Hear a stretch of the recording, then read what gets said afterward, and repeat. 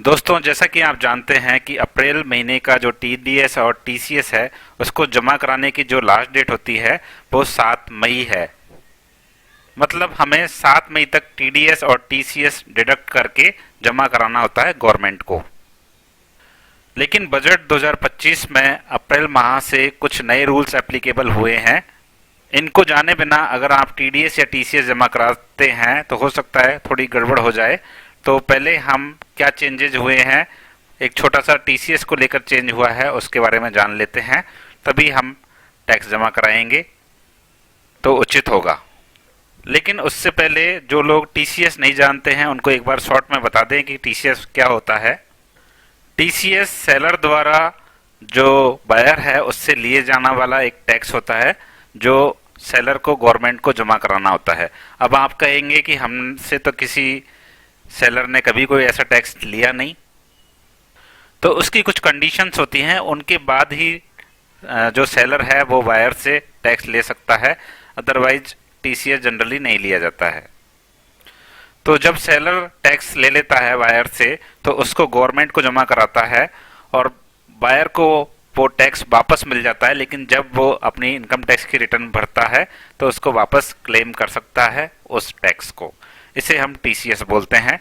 इसका जो नाम है टैक्स कलेक्शन एट सोर्स, इसको कहेंगे टीसीएस, यानी कि गवर्नमेंट इससे टैक्स कलेक्ट करती है।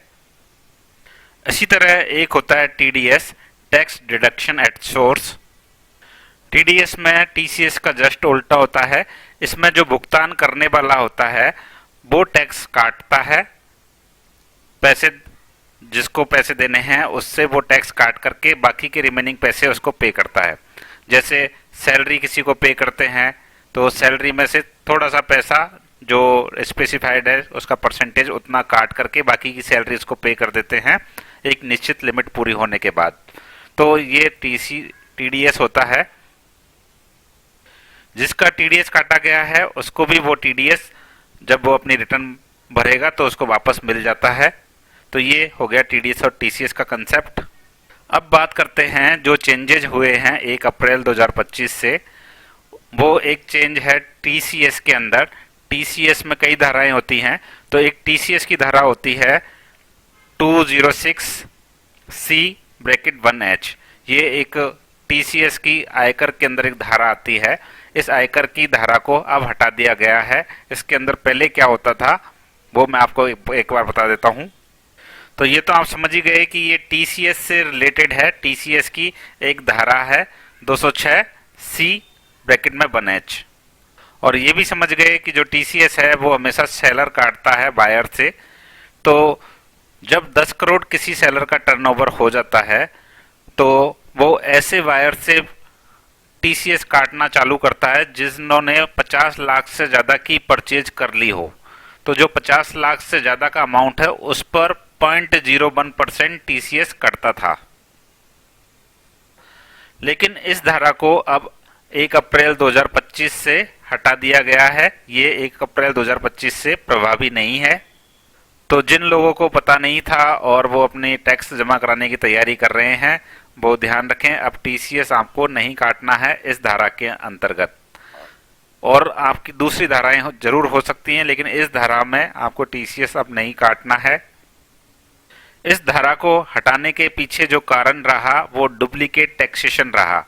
डुप्लीकेट टैक्सेशन से मतलब है कि एक लेन देन के ऊपर पहले 2 धाराओं में टैक्स कट रहा था। एक 194Q में भी कट रहा था जिसमें टीडीएस काटा जा रहा था, और 206CH के अंदर टीसीएस काटा जा रहा था। टीसीएस सेलर काट रहा था और टीडीएस बायर काट रहा था। तो डबलिंग हो रही थी टैक्स डिडक्शन की। तो इसकी वजह से जो टैक्स पेयर है उनको दोहरे टैक्स का सामना करना पड़ रहा था। इस वजह से इसको हटाया गया है। इस फैसले से न केवल जो व्यापारी है उनको टैक्स बेनिफिट होगा और जो कागजी कार्रवाई करनी पड़ती थी वो भी काफी कम करनी पड़ेगी। अब केवल एक ही साइड पर परचेजर को ही टैक्स काटना पड़ेगा, टीडीएस काटना पड़ेगा। टीसीएस इस धारा के अंतर्गत नहीं काटा जाएगा। तो अब केवल परचेजर को ही टीडीएस काटना है, और वो धारा है 194Q। आप जानते ही होंगे जो पहले से टीडीएस काट रहे हैं। इसमें कोई चेंजेस नहीं है। 194Q के अंदर आपको परचेज पर टीडीएस काटना होता है। तो ये जो 194Q है ये भी एक टीडीएस की धारा है। टीडीएस की कई धाराएं होती हैं, लेकिन यहाँ स्पेसिफिकली हम 194Q की बात कर रहे हैं। तो 194Q माल की खरीद पर टीडीएस से संबंधित है और ये परचेजर को काटना होता है।